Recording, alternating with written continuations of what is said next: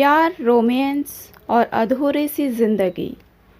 आप ये गलती कभी ना करें। ऑफिस से आते ही विक्रम लॉबी में टाई ढीली करके कोट और जूते मोजे उतारकर सोफे पर पसर गया। रिया ने मोजों को जूतों में खोसने के बाद उन्हें रैक में रखा और कोट अलमारी में टांग दिया। जब तक विक्रम वॉशरूम से मुंह पर कुछ छींटे मारकर दोबारा सोफे पर आया, तब तक वह 2 कप में चाय और कुछ स्नैक्स ले आई। विक्रम ने मोबाइल पर कुछ टटोला, फिर कप उठाकर चाय सुड़कने लगा। रिया कुछ देर तक टेबल पर रखा दूसरा कप देखती रही। पूरे दिन अलग रहने के बाद भी 2 शब्द नहीं। रोज़ाना इसी तरह का यंत्र चालित रूटीन सा बन गया था घर में। किचन में बर्तन रखकर वह बेडरूम में चली गई, जहाँ उसका बेटा बेसुध सो रहा था। उसकी मनोव्यथा से अनभिज्ञ वात्सल्य उमड़ा तो उसका माथा और नन्हे से मुट्ठी भींचे हाथों को चूम लिया, फिर आंखें बंद करके लेट गई। तो क्या ज़िंदगी बस अपने अपने हिस्से के कार्य कर लेने भर का नाम है? सुबह जल्दी उठो, ब्रेकफास्ट बनाओ, लंच तैयार करो, टिफ़िन बनाओ, नौकरी पर जाओ। शाम को साहब आएँ तो जूते कपड़े अलमारी में रखो, चाय बनाओ, डिनर तैयार करो, फिर पति को खुशी देने के लिए शरीर को सौंपो। तो क्या भावनाओं के कोमल एहसास से दूर केवल स्थूल कार्यों के निर्वहन तक सिमट जाना ही वैवाहिक जीवन का सच है? आखिर वह रोमांस और प्रेम कहाँ चला गया, जिसके सपने उसने स्वयं देखे थे और विक्रम ने भी दिखाए थे? रात में रोज़मर्रा की तरह बेड पर अपने हिस्से में सिमटी रिया ने एक नज़र विक्रम पर डाली। वह दैहिक सुख से तृप्त होकर बेसुध सोया पड़ा था। मन की घबराहट बढ़ी तो लॉबी की बालकनी में आकर तारों से भरे आकाश को देखने लगी, जहां पूर्व में संजोए सपने बिखरे नजर आ रहे थे। रिया जब पोस्ट ग्रेजुएशन के अंतिम वर्ष में थी, तभी कई लड़कों के बीच में से उसके लिए विक्रम को चुना गया था। वैसे परिवार तो उसका दिल्ली का था, लेकिन 2 वर्ष पूर्व मुंबई के IT सेक्टर में सॉफ्टवेयर इंजीनियर की नौकरी लग जाने के बाद वह वहीं रहता था। दोनों परिवारों के संतुष्ट हो जाने के बाद विवाह की तैयारियां होने लगीं। उस दिन सगाई की रस्म पूरी हो जाने के बाद वह और विक्रम किचन गार्डन में चले गए थे। रिया के चेहरे पर बालों की झूलती लट को हटाते हुए विक्रम ने कहा, कभी भी दूर मत जाना। कभी कोई छोटी बात हो भी जाए तो एक दूसरे को मना लेंगे। वैसे मैं तुम्हें रूठने ही नहीं दूंगा, इतना प्यार दूंगा। हमारे घर में रूठने मनाने के पल कभी आएंगे ही नहीं, देखना तुम। रिया के प्रेम पूरित शब्दों से वशीभूत होकर विक्रम ने उसके हाथ पर चुंबन जड़ दिया। उस रात देर तक रिया के मन में गुदगुदी मचती रही कि क्या वैवाहिक जीवन सचमुच इतना अधिक सुखी और आनंदित होता है? जब मन के किसी कोने में उत्तर मिला, इससे भी कहीं अधिक, तो खुद ही शर्म से दोहरी हो गई। देर तक कल्पनाएं संजोती रही कि रोमांस का हाल उस वक्त क्या होगा जब दोनों एक ही घर में हर पल साथ रहेंगे। तब तो विक्रम से पीछा छुड़ाना ही मुश्किल हो जाएगा। और फिर वह दिन भी आ गया जब वह दुल्हन बनकर विक्रम के पास पहुंच गई। कुछ दिन विक्रम के परिवार में रहने के बाद दोनों घूमने निकल गए। कभी पर्वतों के बीच तो कभी दूसरी खूबसूरत वादियों में मंडराते रहे। सब कुछ ठीक चल रहा था, लेकिन धीरे धीरे रिया ने महसूस किया कि विक्रम के अंदर प्रेम और रोमांस का खुमार उतरने सा लगा था। रिया को विक्रम के रूखे व्यवहार का आभास तब हुआ जब मुंबई जाने के 1 दिन पहले ऐसे ही पूछ लिया, कैसा है वहाँ का घर, कुछ लेना है वहाँ के लिए? अरे ज़्यादा मत उड़ो, जैसा घर है वैसे ही रहेंगे, अलग से कुछ करने की ज़रूरत नहीं है। जो भी सैलरी है उसे खूब सोच समझ कर खर्च करना होगा, समझी? विक्रम के रूखे व्यवहार से रिया हतप्रभ सी रह गई। वह ध्यान हटाने के लिए तैयारी में जुट गई। यूं ही यद्यपि तैयारी करने जैसा अब कुछ खास रह नहीं गया था। नए घर में आकर दोनों प्रेम और रोमांस की बजाय रोज़मर्रा की दिनचर्या से बंध गए। विक्रम रिया के साथ बहुत कम समय साझा करता था। कुछ दिनों बाद उसने रिया को जॉब करने का सुझाव दे डाला। रिया इसके पक्ष में नहीं थी। वह ऐसा घर चाहती थी जिसमें प्रेम करने वाला पति हो और घर के दायित्व निभाने में दोनों एक दूसरे को सपोर्ट करें। ऑफिस जाते समय और वापस आने पर दोनों आलिंगन में बंद कर प्रेम सुख लें। लेकिन मिल रही थी उपेक्षा। जो सपना देखा था यथार्थ उसके विपरीत सामने आ रहा था। विक्रम के कहने पर रिया ने एक निजी स्कूल में शिक्षिका के पद पर नौकरी ज्वाइन कर ली। अब उस पर घर और जॉब के दोहरे काम आन पड़े, जिन्हें वक्त पर करने की बाध्यता थी। रविवार के दिन तो पहले से छूटे हुए कामों को करने पर व्यस्तता और बढ़ जाती थी। कभी मन होता कि कुछ आराम कर ले, लेकिन फुर्सत के पल उसके पास नहीं थे। विक्रम के उपेक्षित व्यवहार और कर्कश शब्द बाणों के कारण वह अपनी वेदना बताने का साहस नहीं जुटा पाती थी। फिर भी यह विचार तो आता ही था कि विक्रम कुछ तो ऐसा करे जिससे लगे कि उसे उसकी परवाह है।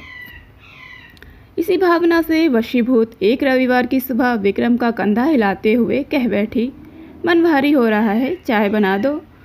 तुम जानती हो छुट्टी के दिन देर तक सोता हूँ, तुमने तो मेरी नींद ही खराब कर दी। कहते हुए विक्रम ने तकिए में मुंह छुपा लिया। कभी तो मेरा भी ख्याल किया करो, दिन रात घर और बाहर के काम में मरती रहती हूँ। क्या मुझे अधिकार नहीं है? उसकी आंखों में आंसू तैर गए। सुबह हुई नहीं कि बकबक शुरू कर दी। सभी औरतें काम करती हैं, तुम अनोखी नहीं हो। चाय पीनी है तो खुद बनाकर पी लो। वह धीरे से किचन की ओर बढ़ चली। चाय पीकर ब्रेकफास्ट तैयार किया, फिर वॉशिंग मशीन चला दी।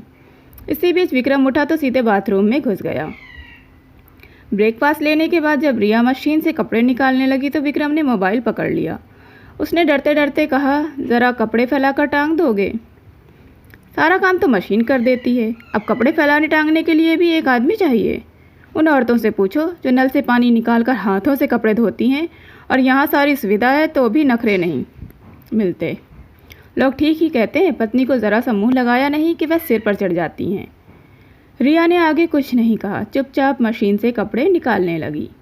एक तरह से विक्रम ने अपनी सोच स्पष्ट रूप से बता दी थी कि वह उसकी उंगलियों पर नाचने की बजाय उसे अपनी उंगलियों पर नचाएगा। बेटे के जन्म के बाद भी विक्रम का उपेक्षापूर्ण रवैया बना रहा।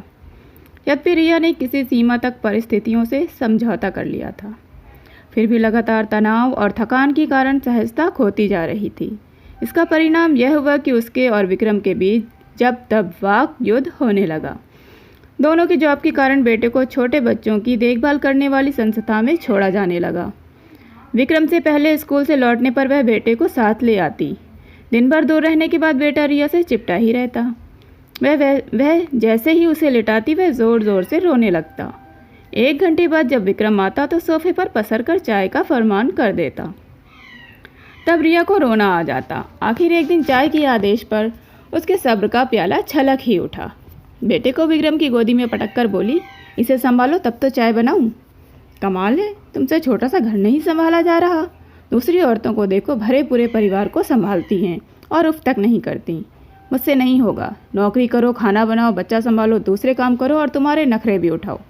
तुम क्या करते हो घर में? सांस छुटाकर एक ही सांस में रिया ने सब कुछ कह डाला। घर चलाने के लिए ही तो नौकरी कर रहा हूँ, और क्या करूँ? विक्रम के स्वर में आवेश था। सिर्फ कमाई करना ही सब कुछ नहीं होता, घर के कामों में एक दूसरे का साथ देना भी ज़रूरी होता है। लेकिन तुम नहीं समझोगे। मुझे नहीं पता था कि तुम छोटी छोटी बातों को लेकर विवाद पैदा करोगी। भूल की मैंने तुमसे विवाह करके। तुम्हें पता ही नहीं है छोटी बातों का मूल्य। मैं भी जान गई हूँ कि सब झूठे सपने दिखाए थे तुमने। पछता रही हूँ। कहते हुए रुआसी होकर रिया विक्रम वहीं से बड़बड़ाया। कुछ नहीं सूझा तो रोने का नाटक शुरू कर दिया। संबंधों में आई टूटन का नतीजा यह हुआ कि दोनों के बीच संवादहीनता का एक ऐसा परिवेश निर्मित हो गया जो दोनों को अंदर ही अंदर खाए जा रहा था। रिया जब अपनी सहेलियों से पति के कामों में हाथ बटाने के किस्से सुनती तो उसका दुख और बढ़ जाता था। ऐसे ही एक रविवार की सुबह उसका मन जब ज़्यादा उदास हुआ तो वह बेटे को साथ में लेकर अपनी साथी शिक्षिका मालती के घर चली गई, मन को हल्का करने। अरे आओ रिया, सही समय पर आई हो। देखो पतिदेव जी आज गोभी के पराठे बना रहे हैं, मालती ने खुशी से कहा। मालती के पति राजेश्वर भी बोले, मेरे हाथ के पराठे खाओगी तो अपने पराठे भी भूल जाओगी। अरे विक्रम नहीं आया?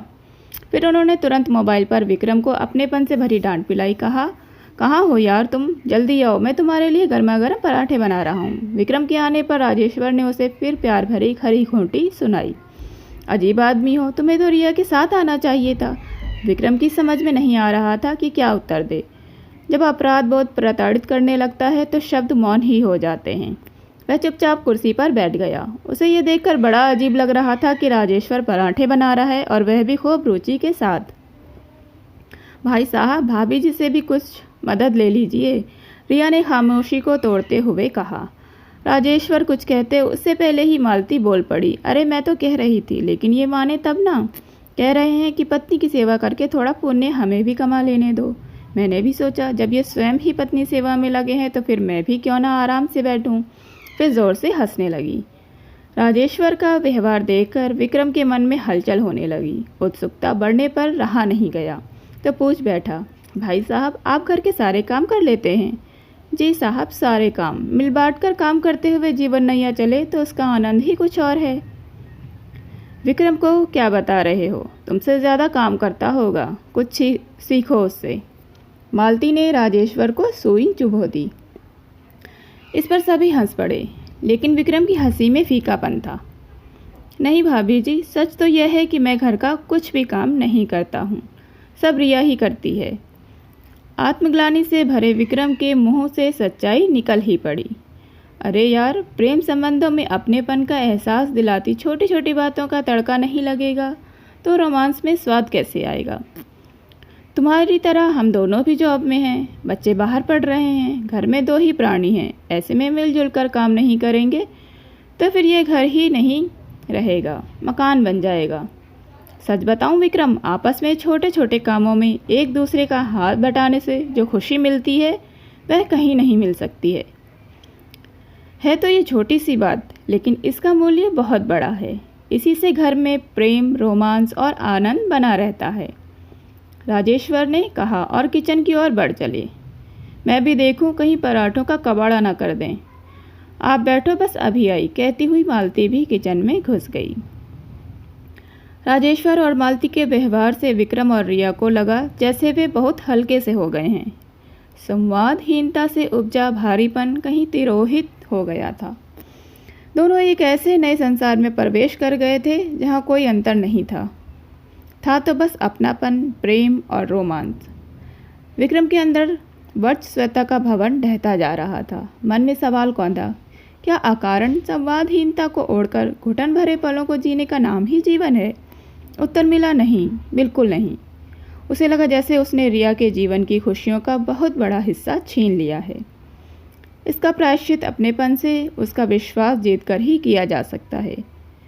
थोड़ी देर में ही चाय पराठे का दौर शुरू हो गया। जाते समय मालती ने विक्रम को छेड़ा, विक्रम, अगले रविवार को हम दोनों तुम्हारे घर आ रहे हैं, क्या खिलाओगे हमें?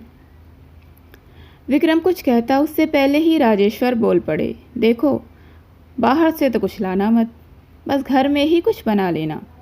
अरे भाई, तुम पकौड़ियाँ बना लेना, मैं तो दीवाना हूँ पकौड़ियों का।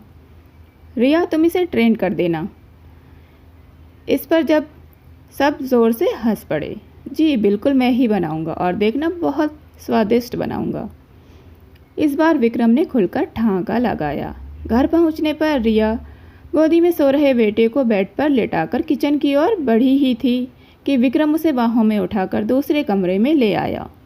मैडम जी, किचन को मैं देख लूँगा, पहले कुछ रोमांस तो हो जाए। बहुत दूर रह ली, अब नहीं रह पाओगी।